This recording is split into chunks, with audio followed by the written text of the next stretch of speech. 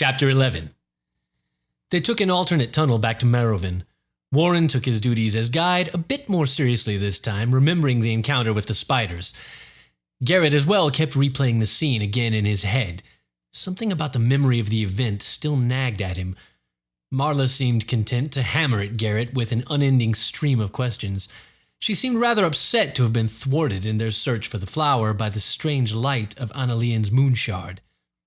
Garrett told her what had happened within the chamber, leaving out only the name of the flower as Annalien had asked. Marla's questions, however, centered on the sunlit crystal shard. She asked to see one of the berries that Annalien had given to Garrett. He removed one from his pocket and handed it to her. Warren sniffed loudly. "Let me see one." Garrett handed him another. "Don't eat it," he said. "They might be poisonous to non-goblins." Warren's nostrils flared, and he pretended to pop the berry in his mouth and chew before gagging and clutching at his throat in mock death throes. "I'm not kidding," Garrett laughed. "I've never seen a fruit like this," Marla said. "Annalien said the dragons made them for the goblins to eat." "You found something good to eat?" An unpleasantly familiar voice called out from the darkness of the tunnel ahead. "Norris!" Warren muttered. "Greetings, cousin," The white-furred ghoul whined as he loped forward toward them. "Did you have a nice time in the old city?" "Great time, Norris," Warren said, grinning. "and much safer than I thought it would be. You should really go down there and look around a bit." Norris made a slight hissing noise and bowed his head, smiling politely at Warren's jest. "I see no flower. Did you find anything interesting instead?" "Oh, yeah," Warren said, holding the little red berry in his outstretched palm. "These things are delicious. You should try one." "Warren!" Garrett yelled, snatching the berry back. Norris's eyes narrowed and his smile briefly flared into a snarl and just as quickly softened into his usual placating grin. Marla handed her berry back to Garrett as well. "You'd better put them away for now," she whispered. Norris looked away as Garrett pocketed the berries. "So did you need something, Cousin Norris?" Warren asked. "I simply came to tell you that your father's looking for you." "What for?" Warren asked. "Couldn't say," Norris said. "He did look a bit unhappy." "Bonash!" Warren cursed. "What now?" Norris's grin broadened and he looked as though he might say more, but Warren's expression warned him against it. He simply nodded and loped away into the darkness. "Well," Warren said, "let's get back there quick."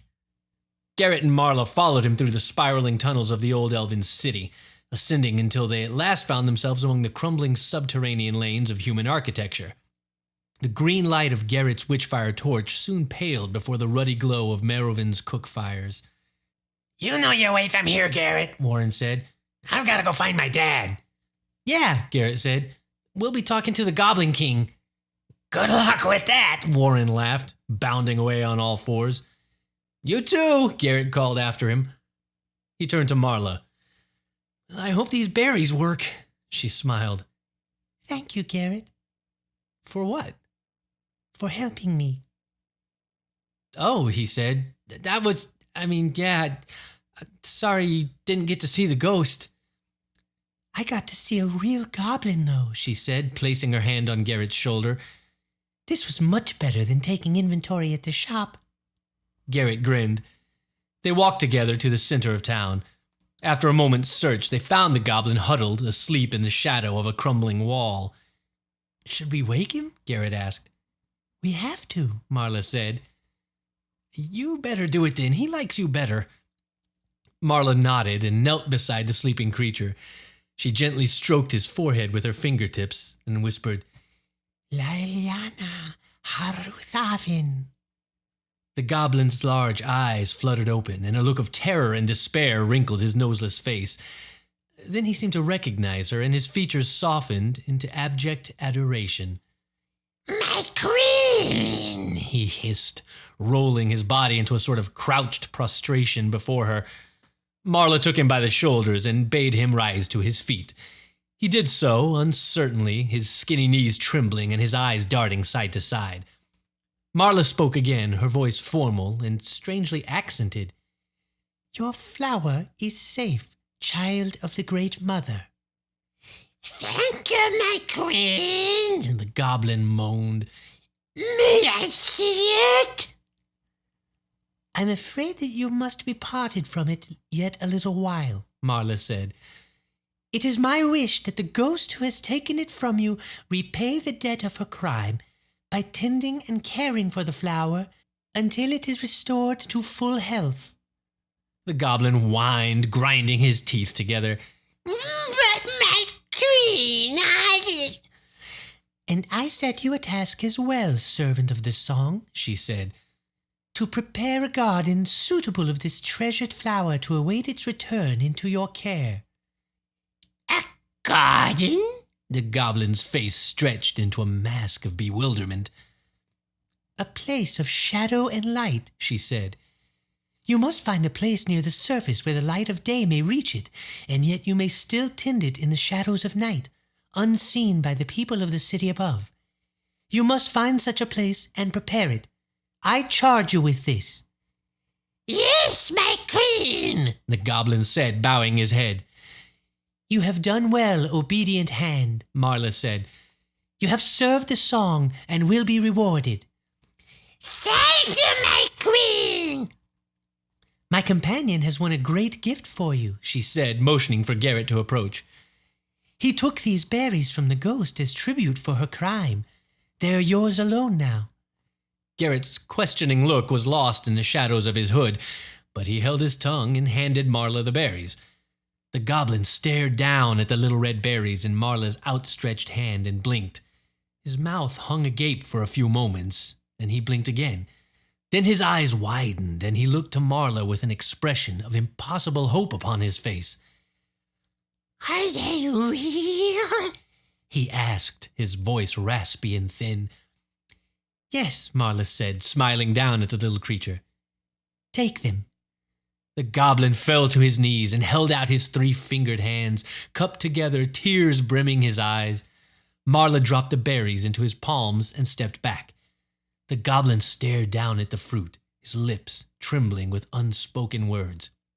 Then suddenly, he pressed his hands to his mouth and devoured the berries in 2 quick gulps. Marla looked at Garrett, and Garrett shrugged. The black pupils of the goblin's eyes grew very large, and his body began to sway gently from the knees. He murmured something and tried to stand, then fell on his backside on the dusty cobbles of the ancient courtyard. He flashed them both a broad, toothy grin and giggled. Perhaps we should go now, Marla whispered. Garrett nodded. They turned to leave, but the goblin leapt to his feet, startling them both. Thank you, my queen, the goblin cried. He looked at his hands and flexed his thin arms. I am strong again, he shouted. I'm pleased you enjoyed the berries, Marla said, forgetting her regal tone of voice. I will do as you have commanded me, the goblin cried. I will build a garden worthy of my mother's blood. Your mother's blood? Marla asked. What do you mean? The goblin blinked at her. The blood flower, he said. A garden for her blood flower. Marla blinked.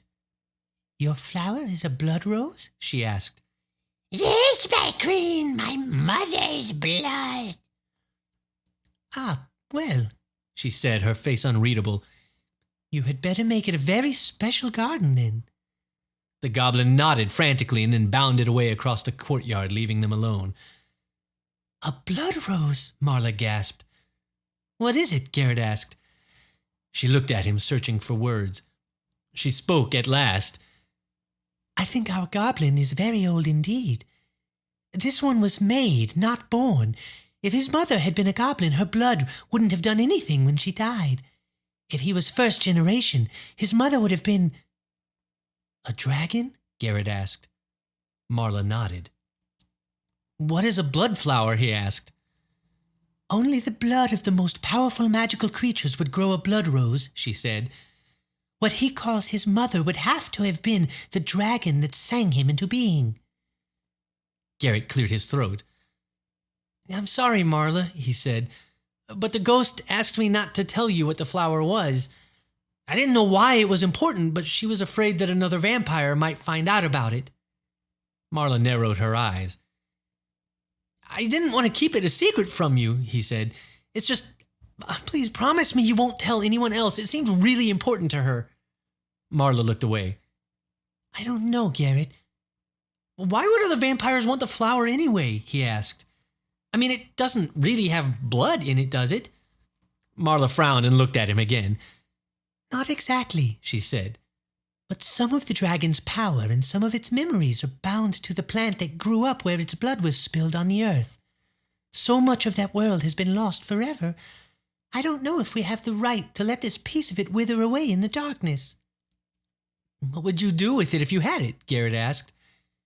I would give it to my mother, and she would give it to the elders. They would take it back to Thrinar, where it would be kept safe and studied. Thrinar? Our home city, she said. I was born there. Ah, Garrett said. I mean, it's important to me that you don't tell anyone. I wasn't supposed to let anyone know. But you didn't, Marla said. I found out for myself. I know, it's just, I don't know, it feels wrong. I think the ghost knows how to take care of the flower. I don't think she'd let it die. Marla looked troubled. All right, she said. I won't say anything, for now. Thanks, Marla. She smiled at him. They turned to meet Warren as he came bounding up the dusty lane toward them. Sorry, guys, He said. I gotta take you back now. What's wrong? Garrett asked. The Shadiri have declared war on Astora, Warren said. We've all been summoned to a meeting tonight. Who's Astora? Garrett asked. It's the kingdom to the north. Marla said. Are they our friends? Warren snorted in response. Not exactly, Marla said. but now they are our enemy's enemy. This could be very good news. Can they beat the Shadiri? Garrett asked. Dunno, Warren said. but at least we might have a chance against them now. Anyway, I need to take you both back to the surface so I can make the meeting. I'm supposed to see that you get to your uncle right away. Garrett and Marla followed the ghoul as he led them out of Merovin. By the time they reached the tunnel beneath the market and wrenched open the door to the surface, the light of day had already begun to fade. Thank you for a lovely time, Marla said. both of you. Her smile made Garrett's stomach flutter a little. Yeah, Warren said. thanks for the spider thing, you know. Thanks for everything, Garrett said. Marla nodded and a strand of dark hair fell across her eyes. Garrett's fingers ached to brush it back. Perhaps we could do this again sometime. Marla said. Yeah, I'd like that, Garrett said. Warren groaned impatiently. You don't have to wait, Warren, Garrett said. I can find my way back from here. No way, Warren scoffed. Dad said to see you home right away, and I'd like to keep my hide intact, thank you. All right, Garrett said, turning to face Marla again. I had a really good time today. So did I, She said. I hope that... Garrett stepped forward, leaning close. The flowery scent of Marla's hair sent a warm tingle through his skin. Yes? Marla whispered, leaning toward him, her eyes questioning. Garrett's hand lifted the edge of his hood. If he pulled it back just a little, Marla's lips parted slightly. Garrett's heart hammered in his chest. He steeled his will to take the chance. Cramps, Garrett, will you stop trying to see her fangs? Let's go, Warren said. Marla drew back, her hand clamped over her mouth. Her cheeks flushed red and she turned and fled into the twilight alleyway. Marla, Garrett called after her, but she moved too fast. Can we go now? Garrett turned, took 3 steps toward his friend, and punched him in the nose. Warren stumbled back, more stunned than hurt. His eyes flashed red and his lips curled back over his long teeth. The ghoul's breath exploded in a hissing growl and his fur bristled. Garrett set his feet and raised his fists. He tried to speak, but only a feral snarl came out. Warren blinked and shook his head. Slowly his fur dropped and his massive shoulders relaxed. He took a step back. Come on, let's go. Garrett lowered his fists, retrieved his fallen torch, and followed his friend into the darkness of the tunnel. Chapter 12. Garrett mounted the basement steps, still angry with Warren.